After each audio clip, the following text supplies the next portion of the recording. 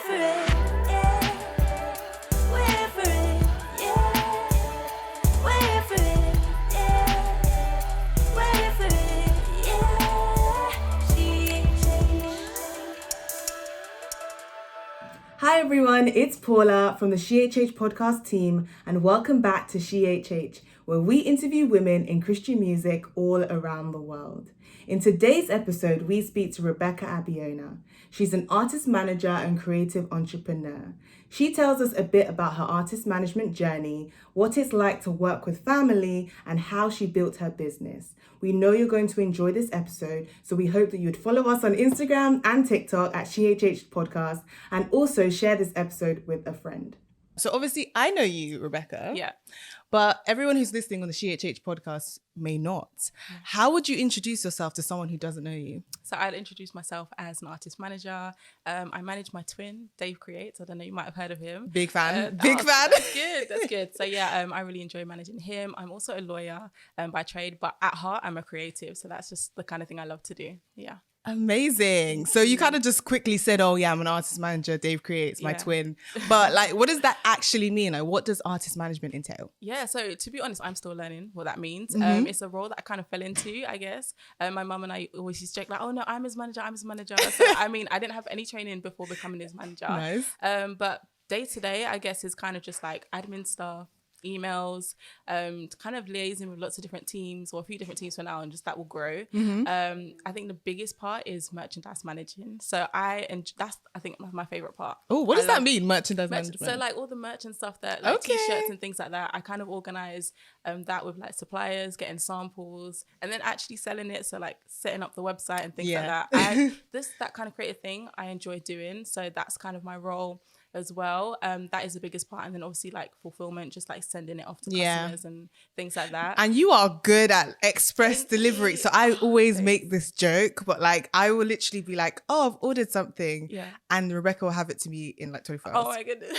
Like this has happened like 3 Yeah. times. Oh, like yeah, both that's my times that I got thing. 2 different one day I'll fly t-shirts. Yeah. And then for your own business, which we'll talk about in a bit, yeah. you literally like I remember sending off the order and you messaged me like, oh, thanks for ordering. Yeah. And like 20 minutes later I was like getting a knock on my door and it Oh my God. arrived.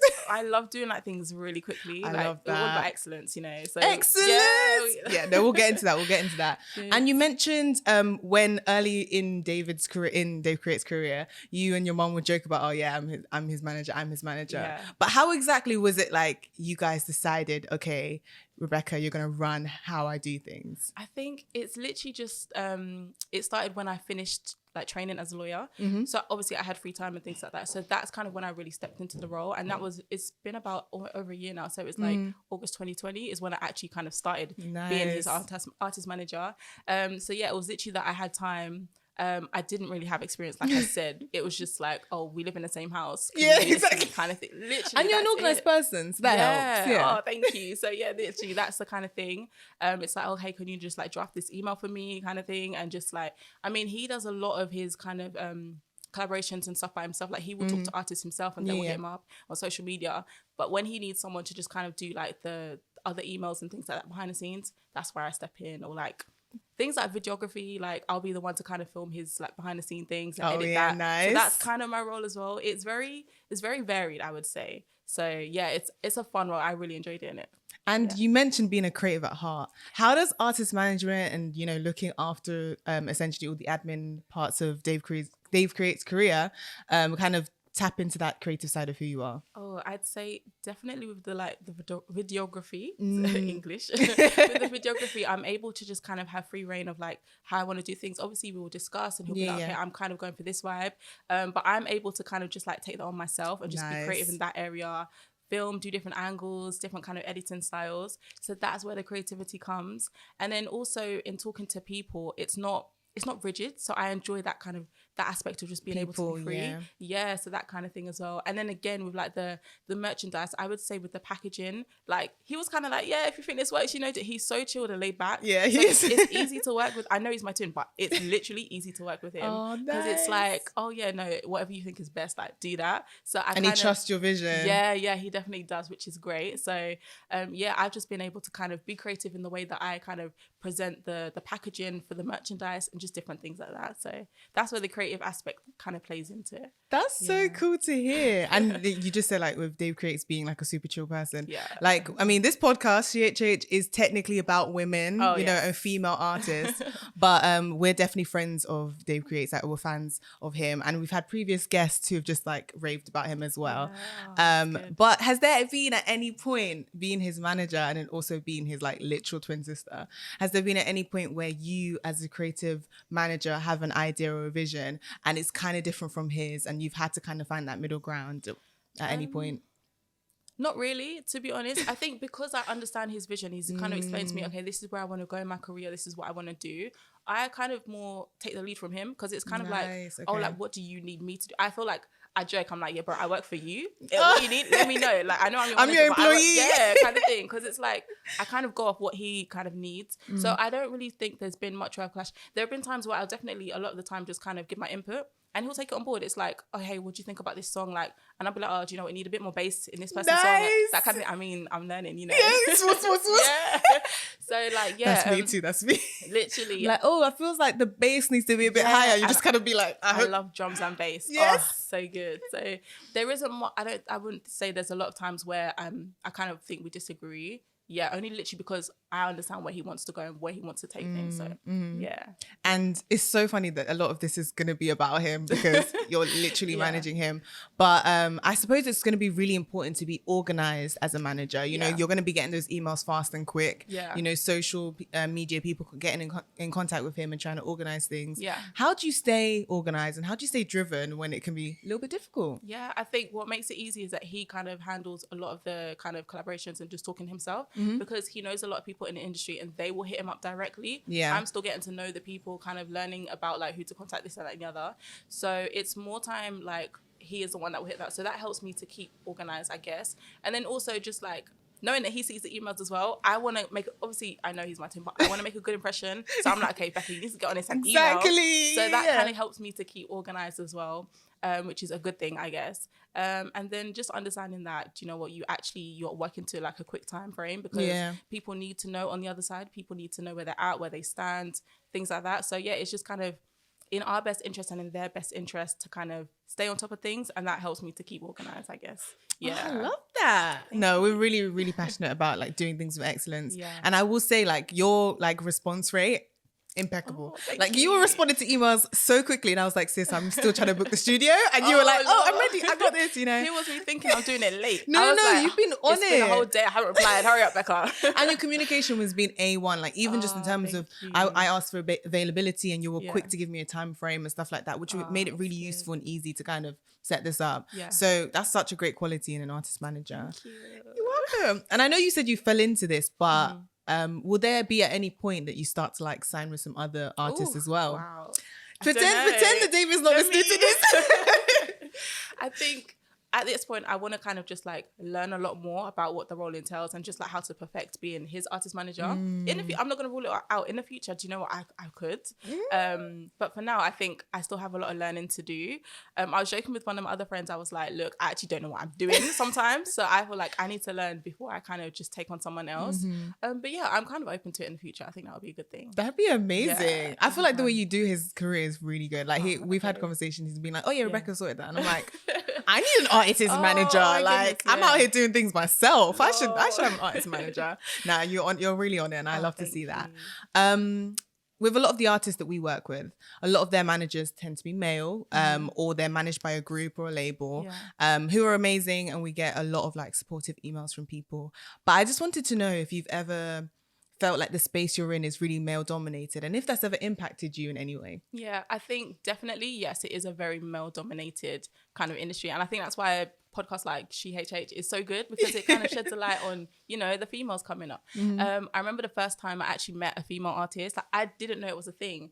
It was when David used to work at Sony and he invited me to one of his like creative things. It was like a showcase, the creative showcase. And there was a female artist manager there. And I was like, I literally kind of had my mouth open like, huh? Oh my like, gosh. What? That was literally the first time I came across a female artist manager. And I was just like, oh, okay, so we can do this thing.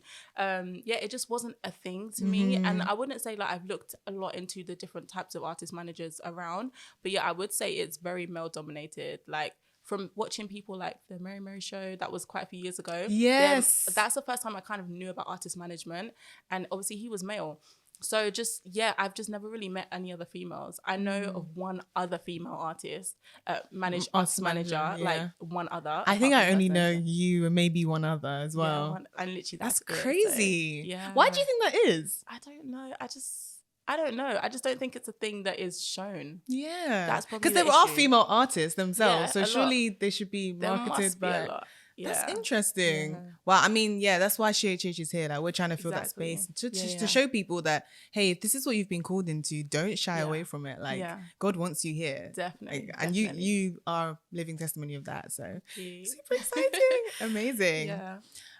So I wanted to kind of touch on the fact that you manage an independent artist. So DaveCreates is an independent artist. So that's without the label backing, you know, the label's money, the label's like reach and all that stuff. Yeah. What's that like? And, you know, you can be as real as you'd like to be. Yeah, I would say in terms of like the budget and things like that, we definitely have to keep a tight lip, like, because that's one of the things I do as well, like approve finances. And I always find it so cool. I'm just like, oh yeah, I get to approve your finance. Yes. But he will literally come to me and be like, okay, Becca, like, here's what I want to do. I want to work on a project, but it's going to cost X amount to, you know, work with a certain producer and things like that. And I'll be like, bro, you know what? Can we just... But then can we just kind of like, you know, consider someone else? But at the same time, because I understand the vision of excellence, it's kind of like, do you know what? It's worth it. So yeah, there are times where we're just kind of have to... There has been times before, that we have to kind of consider like maybe waiting a little bit. Yeah. Instead of just like using a certain person, or just maybe cutting something out, like a track or something like that, or just being, do you know what, let's just push this till like next few months or next year.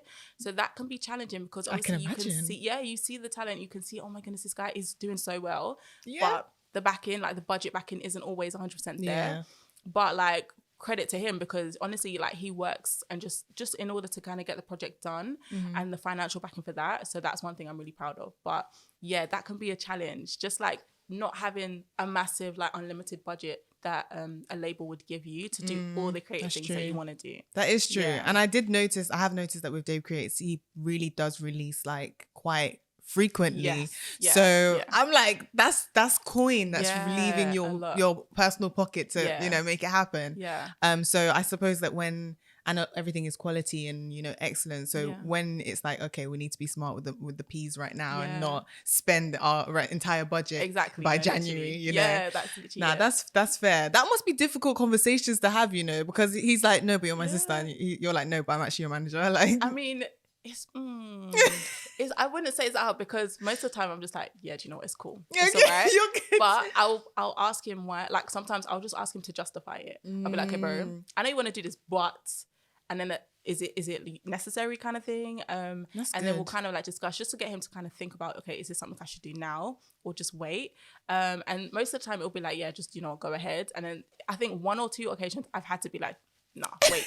Hold it. That's good though. It's good that there's someone else external to do that, because he has to do that internally, and he's always going to be like, oh yeah, but the music. Yeah. Exactly. Whereas you can actually be the person to be like, okay, we can't justify this right now, but you know, in the future. Yeah. No, I love that. So you kind of touched on the fact that a lot of the time it's easy for you guys to negotiate things, because like you get his vision and you're essentially working for him. Yeah.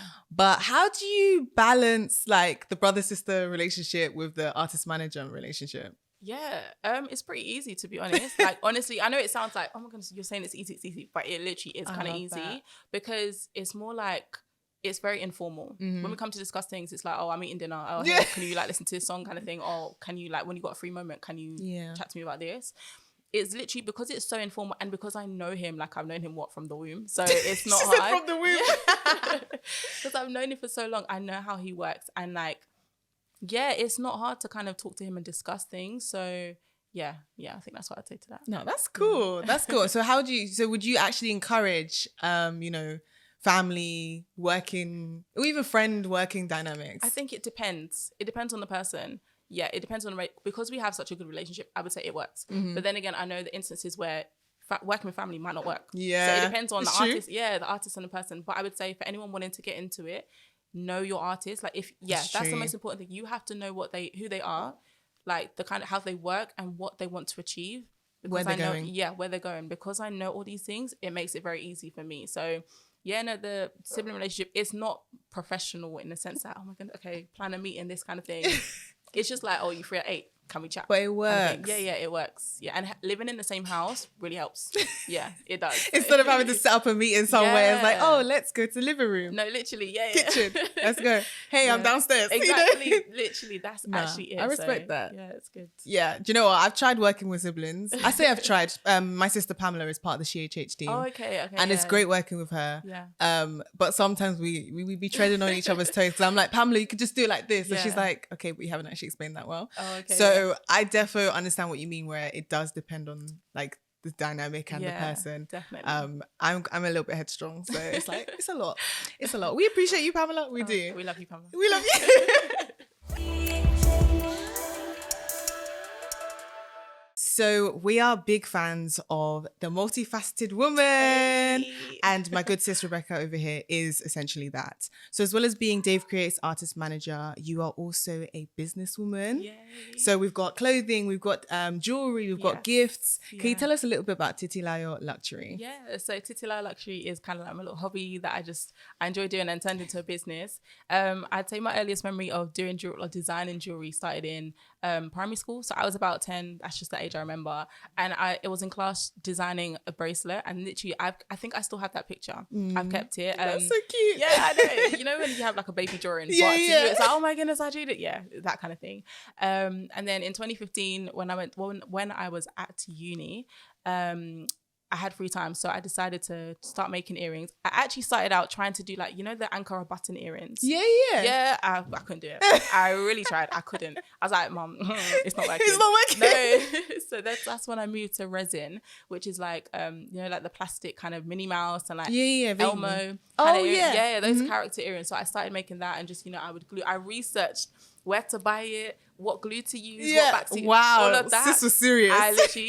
I don't joke with my research. So I did all of that, started making them, and I started selling them to like family and friends, or my mum sold them to me actually, because marketing, it's not my area. God is helping me, but I'm trying to learn to do marketing. That's good. Yeah, so then kind of sold a few of those. And that was the earliest, but then I always knew I wanted to go into like quality jewelry.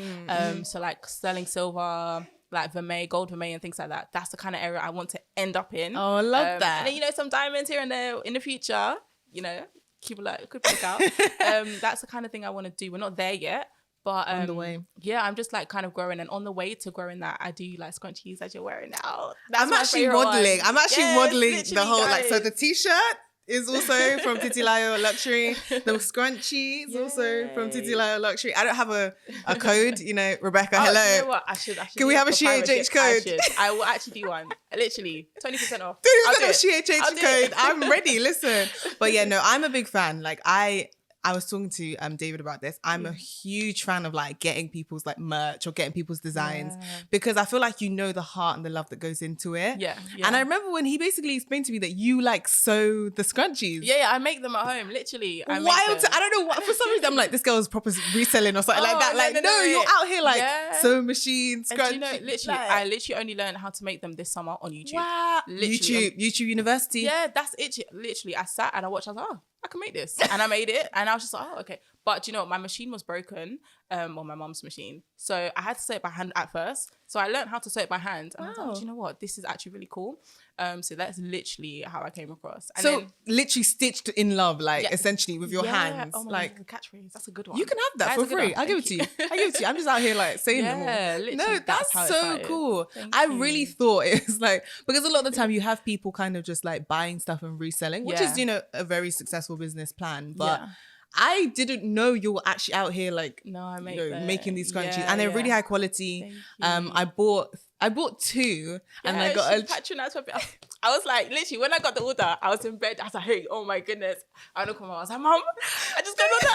I was like, David. You're so sweet. Honestly, I really was just looking for something cute, and then I remembered I seen on Instagram that you did stuff, and I was like, oh, let me check out the website. You know what? If it wasn't for funds, I would have just bought the whole website. Like goodness. You had so many good things. Like all the scrunchies were really, really cute. So I really love a silk scrunchie. Yeah. Mainly because my hair, I'm natural hair. I got natural hair, and it reacts to like the little hair bands. So I need like silk or like satin or whatever. Yeah. all the colours stunning. I really struggled to pick the colours I wanted. Oh, okay. And then when you threw one extra in, I was like, I had to. I'm not going to say no, you know. I ended up giving one each to two of my sisters and literally saying. regretted it the next day. I was like to both of them, can I have them back? Oh my goodness. Like, Pamela, Sharon, you both still have my scrunchies, return them. And they said no. They said no. I'm like, okay, but I get it. So honestly, I just love that you, you know, don't limit yourself to one side of creativity. You know you're in music, but you're also here like doing fashion and beauty. And you mentioned that like one of the things you want to do is kind of get into diamonds and silver and gold and stuff. But where do you see your business going? Yeah, I see it honestly becoming a competitor to like, this is my thing, to Tiffany and like Pandora. That's literally my vision. Yes. Because I'm like, we have like a few obviously like black owned businesses like I think it's like called Valleli's. Oh, okay, I can't remember if that's the name, but that's like the only kind of big black owned jewelry business that I know. She does really, really well, but I don't see a lot of it, and that's kind of not just for that, but because I enjoy designing the jewelry myself as well. And I literally feel like God has just dropped so many like design ideas in my mind, like I draw them and things like that. So it's a case of kind of getting someone to make them the way I want to. We've had a bit of trial and error. Like I did get some things made before and I was like, the quality is not there. It's so not I it. literally can't sell it. So it's just a case of just like learning that process and just, getting better over the years and just finding someone that can make it the way I envision it. Yeah, the vision that you have in your head. Yeah, that's amazing. Yeah. No, I love that you have a big goal, you know. It's not like, I'm just winging it and hoping for the best. Like, especially because it sounds like you started with just like an enjoyment, like this is just a fun thing. Yeah. But when you turn it into a business where you actually see like this could be huge. Yeah. That's the drive that you need to keep going. Yeah, so I'm definitely. excited. Thank you. If you get into like rings and stuff. Oh yeah, do you know soon. I mean, that'd be useful in the future for some people in the future. Anyway. And obviously we're a Christian podcast. You know, this is all about women in music worldwide, gospel music, Christian music, whatever label you want. So we want to know how your faith and you being a Christian kind of influences your entrepreneurship and you as a businesswoman. Yeah. Oh, a lot. It has a lot of impact. I'd say from the artist management side, just understanding that the music that your artist produced is going to send a message. So there are literally times, this is what I forgot to mention before. There were literally times where they will kind of like come up with a track a track and things like that. And I'd be like, I listen to it and I'd be like, okay, this wording, is there a way that, you know, you can kind of amend that so that it doesn't come across as XYZ? Because obviously this is a message that's going to be sent, not bad things, but it's just like, I just don't want there to be confusion, like when you're sending out your music and things like that. So there are times where I have been like, okay, maybe if you can change this. He's been able to explain and justify like why, okay, no, it actually means this. And I'll be like, okay, cool. But just the fact that is at the back of my mind really is a driving factor of the faith, of my faith and things like that.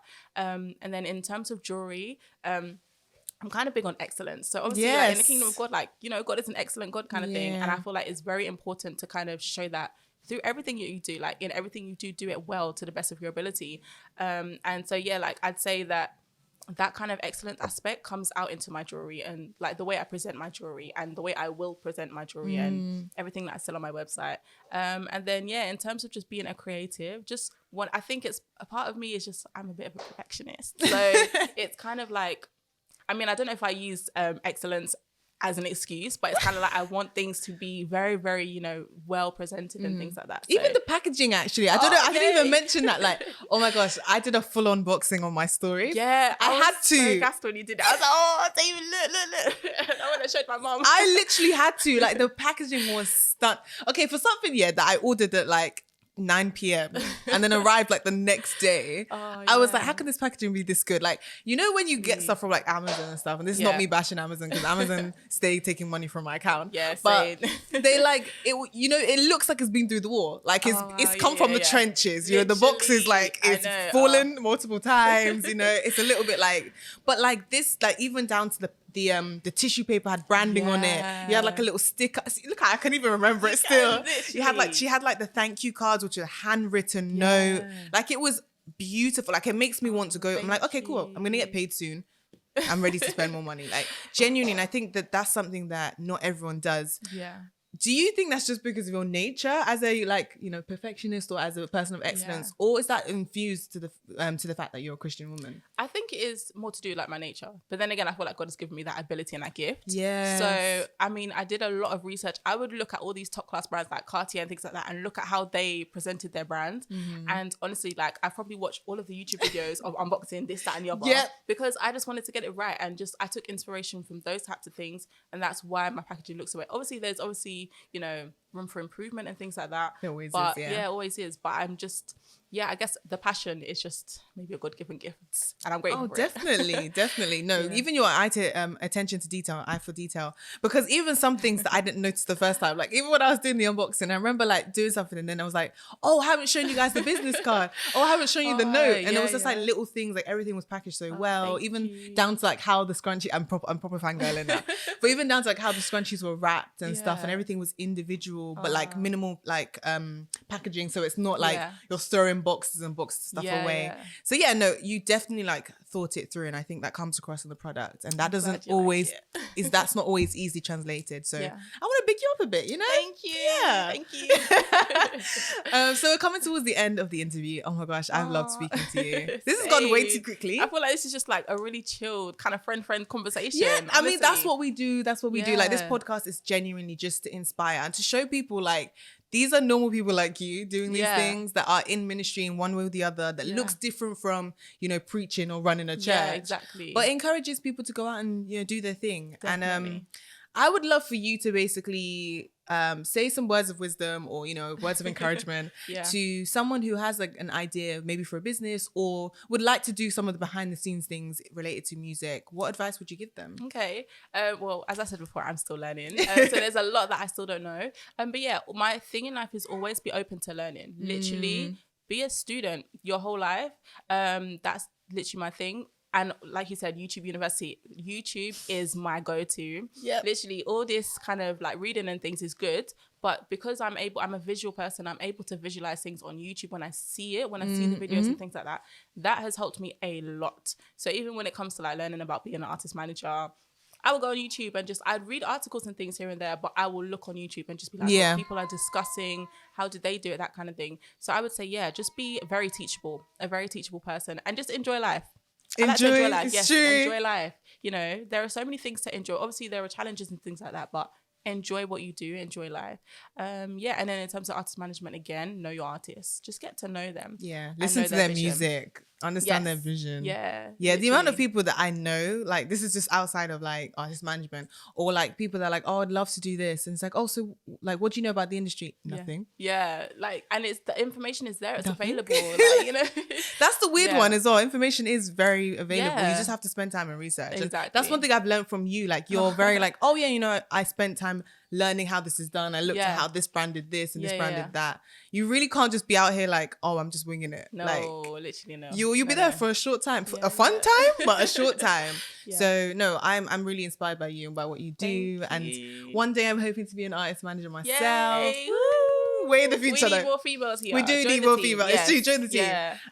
But it's just been encouraging just to see like, even you just said, oh yeah, it's only been about a year and a half or whatever. But like, even in that year and a half, like DaveCreates' career is like really like projected, and I know that you've played a big part in that, so it's really encouraging to be able to see you do that.